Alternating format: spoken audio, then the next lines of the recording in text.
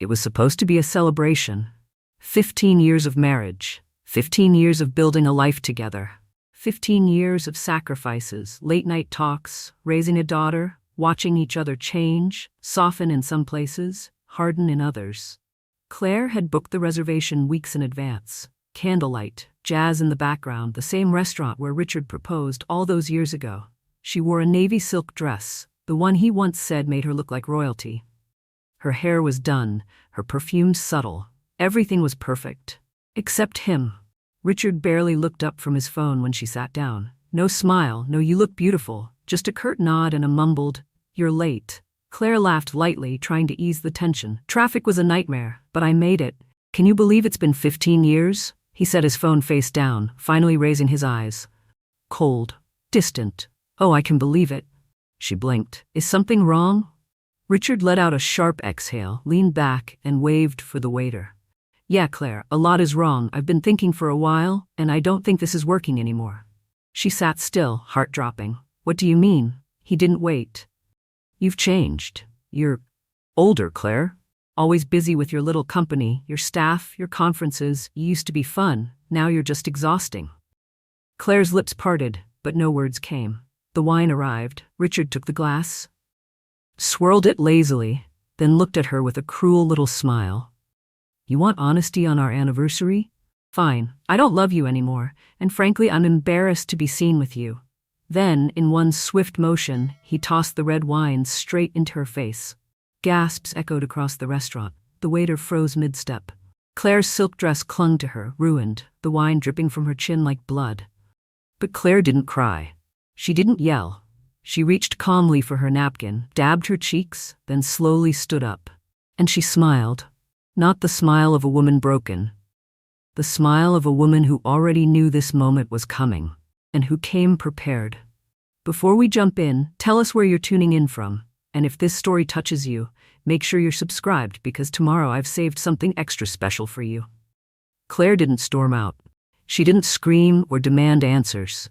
She simply picked up her purse, nodded politely to the gawking diners, and walked out of that restaurant with her spine straight and her chin held high. But inside, her heart was pounding. Not with heartbreak. With clarity. This wasn't just the end of a marriage. It was the final scene in a play she'd been watching unravel for months. She remembered the subtle shifts. How Richard stopped asking about her day, how he rolled his eyes when she talked about her growing business, how he once accidentally left a text thread open on his laptop. One filled with heart emojis, and not addressed to her.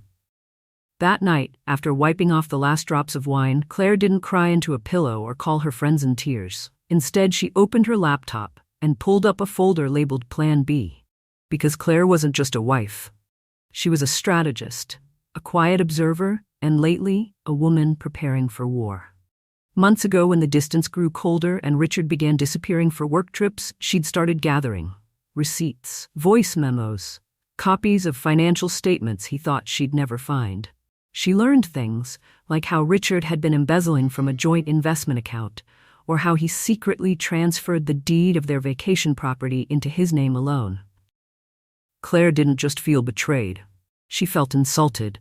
He thought she wouldn't notice, that she was too busy juggling clients and school pickups to realize the man she once loved had turned into a con artist in a tailored suit. But now, everything was aligned. That wine, thrown in her face like an exclamation point, it wasn't humiliation, it was permission. The next morning, Claire walked into her lawyer's office with a binder thick enough to make any judge raise an eyebrow. Divorce, that was just the beginning. She wanted everything Richard thought he could steal. And more. But first, she had one more move to make. She picked up her phone, scrolled through her contacts, and tapped on a name she hadn't used in years. "Hi, Lena. It's Claire. Listen, I think it's time we talked. About Richard." Lena, the woman Richard was texting. The woman who had no idea she was about to become a key player in the takedown of a man who underestimated the wrong woman. Lena sounded cautious at first. Her voice on the other end of the line was light, almost brittle, like she was bracing for confrontation. But Claire didn't come to fight. She came to enlighten. "I'm not calling to blame you," Claire said calmly. "I'm calling to tell you the man you think you know, he's not who he says he is. There was silence, then a soft, breathless, "Go on." So Claire did. She laid out the timeline, the bank transfers, the overlapping weekends, the designer handbag Richard bought, charged to a card that Lena probably thought she was paying off. Claire didn't need anger. The facts did the work for her. By the end of the call, Lena's voice was shaking. "He told me you were some bitter ex, that you'd moved on and were just clinging to the past." Claire let out a short, humorless laugh. Of course he did. Men like Richard always rewrite the script to keep their hands clean. What she didn't expect was what Lena said next. "I want to help you." Claire blinked. "Help me?" "I manage PR for a tech firm," Lena said. "If he's been stealing, if there's any way this could go public, I can make sure the right people notice." It was like fate had dealt Claire an unexpected ace. For weeks, they worked in the background like two women rebuilding a battlefield. Lena fed her information about Richard's new business, shady NDA agreements, offshore accounts Claire hadn't even found yet. Claire handed everything to her lawyer, who, after the first batch of documents, simply said, "He picked the wrong woman." But revenge wasn't enough. Claire wanted reclamation. She wanted to rise in a way Richard would never see coming. Not just in court, but in every room where her name had once been overshadowed by his. So she took a breath and did what she'd always hesitated to do. She put herself in front of a camera. A week after filing for divorce, Claire posted her first video on LinkedIn. She didn't name names. She didn't throw punches. She told her story. A story about starting over. About being underestimated. About building a business while her husband chipped away at her confidence in silence. The video went viral. Women, hundreds then thousands, shared their own stories. Some were entrepreneurs. Some were stay-at-home moms. But all of them had one thing in common. They had been dismissed, betrayed, written off, and now they were fighting back. Claire hadn't planned to become a voice for this movement, but when you survive fire, your voice becomes sharper, stronger, and people listen, and so did someone else. A certain executive recruiter who had once passed over Claire's consulting firm for being too small now sent her a message that began with, "I think we may have overlooked a powerhouse." But while Claire's world was expanding, Richard's was shrinking. He hadn't seen it coming. Not the subpoena, not the freezing of his accounts, not the internal audit Lena's contacts initiated into his so-called startup. And he definitely didn't expect what came next, because Claire wasn't finished. And Richard? He was about to learn that the most dangerous woman is the one who no longer cares if you like her. He showed up at her office, not her home, not a phone call. Her office, the one she'd built from the ground up in co-working space that used to smell like printer toner and burnt coffee. Now it hummed with focused energy, clean lines, and a team of 5 women who believed in her vision. Richard looked smaller than she remembered. Not physically, but something in his posture. His expensive suit hung off him like it had been borrowed. His eyes darted, scanning for weakness. Claire didn't flinch. "I'm here to talk," he said, hands out like he expected applause for showing up in person. Claire didn't offer a seat, then talk.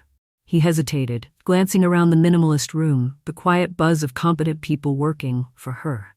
"You've made your point," he said finally. "Lena turned everything over to the SEC. My investors pulled out. You froze my accounts? You're trying to ruin me." Claire raised an eyebrow. "I didn't ruin you. Your choices did." His voice hardened. "You think this is over? I still have friends, connections. Don't get cocky just because you had a lucky break." That's when Claire stepped forward. Not threatening, not angry, just steady. "You're right about one thing," she said. "This isn't over, because I'm not finished." Richard scoffed. "What more do you want? Money?" She almost laughed. "No," she said softly. "I want you to sit in the silence of your own choices. I want you to realize that I was never the quiet wife you thought would just disappear. I want you to watch every room that used to belong to you. Choose me instead." And then she nodded toward the door. "You can leave now." He stood there, stunned, until one of Claire's assistants appeared, without needing to be told, and gently but firmly walked him out. That night, Claire sat alone in her office. The team had gone home. The emails could wait. She stared out the window, her reflection faint in the glass. There was no applause, no dramatic music, no final monologue, just peace. But it didn't stay quiet for long. because the next morning she opened her inbox to a message from a woman she didn't know. Subject line, "He did the same thing to me." Underneath, more messages. From clients, from old friends, from strangers. And they weren't just about Richard. They were about so many Richards. Claire realized this wasn't just her fight. This was a pattern. So she took everything she'd learned, all the red flags, the gaslighting, the financial manipulation masked as love, and started something new. Not just a company, a platform. For women to speak, to warn, to rise. By the end of the year, Reclaim wasn't just the name of her movement. It was the headline on Forbes Women. And Richard? He was still waiting on a call that would never come. 6 months later, the movement had a face, and it wasn't just Claire's anymore. It was hundreds, thousands. Women who had once whispered in corners now stood on stages. Bankers, nurses, retired teachers, single mothers, tech founders, all with different stories but the same thread. They had been used, dismissed, manipulated, and now they were done being quiet. The platform Claire had built, Reclaim, was no longer just a digital space. It was a network, a resource hub, a legal fund, a mentorship circle. A wave. And waves don't ask permission. They rise. Claire didn't plan on becoming a public figure, but the media wouldn't leave her alone after her Forbes feature. Especially when someone inside Richard's old firm leaked a trove of internal memos, proof of years of financial coercion and predatory behavior toward women investors and employees. The story exploded. Claire gave one interview. Calm, measured, devastating. She didn't name names. She didn't have to. The internet connected the dots faster than any news outlet could. And then came the subpoenas. Not for Claire, for Richard, for his partners. For the board who looked the other way. Lena testified first. She walked into court in a blazer that Claire had lent her. Soft blue, power and comfort. She didn't shake when she spoke. She smiled when she stepped down. After the hearing, Lena found Claire waiting outside, coffee in hand. "I thought I'd feel small," Lena said, "but I feel taller." Claire nodded. "That's what happens when you stop shrinking." But it wasn't all courtrooms and headlines. There were quieter victories. One of Claire's early clients, Marisol, a woman who had once emailed her from a shared computer at the public library, now ran her own bookkeeping business. She told Claire she'd just signed her first client who wasn't terrified to look at their bank account. A small thing. And everything. Claire's own life had changed too. She no longer looked over her shoulder. She no longer edited herself in boardrooms. She no longer wore silence like a second skin. One evening, after speaking at a summit on financial resilience for women over 50, Claire stood at the back of the ballroom, watching attendees hug, laugh, cry, exchange business cards. A woman approached her. "Are you Claire Walker?" Claire turned. "Yes. My daughter heard you on a podcast. She sent me your story. I just wanted to say thank you for giving us permission to stop apologizing." Claire smiled. "You never needed permission," she said. "You just needed proof." And maybe that's what this had been all along. Not revenge, not even justice, really, but proof that healing was possible, that starting over wasn't weakness, and that even after betrayal, you could still build something unshakable, especially when you stop building alone. A year after that wedding in Tuscany, the one where Claire sat alone at the table, where whispers in another language tried to shrink her spirit, she returned to Italy. Not as someone's plus one, not as the forgotten foreigner in a gilded family affair. She returned as the keynote speaker for the International Women's Wealth Conference, held in Florence. Her face was on banners across the city center. Her name was printed in gold lettering beside the words, "Reclaiming Power, a Global Blueprint." She stood on that stage in front of hundreds of women, translators in the back, headsets on, rows of languages rippling through the crowd. And she spoke not just in numbers, not just in policy, but in truth. She spoke about the language of dignity, the cost of silence, and how understanding money isn't just about spreadsheets, it's about survival. "I was once the woman who didn't understand a word," she said softly into the microphone. Not just the language of a country, but the language of wealth, of power, of manipulation. She paused, letting it land. "I learned, I'm still learning, and I'm here to teach, because nobody should have to walk through fire just to understand their own worth." The crowd stood for her, not because she was famous, but because they saw themselves in her. Later that evening, while sipping espresso alone in a quiet cafe near the Arno River, Claire looked up to see a familiar face. Elena, Richard's cousin. The only one from that wedding who had ever met Claire's eyes with something that resembled warmth. She approached slowly, hesitant. "Claire?" she said in Italian, then switched to English. "I watched your talk today. I was in the back." Claire nodded. "I saw you." Elena hesitated, then sat down across from her. "I wanted to say, I'm sorry," she whispered. "For that night, for the way they treated you. I didn't speak up. I should have." Claire looked at her, the silence stretched. Then she offered a small, tired smile. "We all have a moment when we decide who we are. Maybe this is yours." Elena swallowed. "I hope so." They sat for a while. Two women, not friends, not enemies, just human, trying.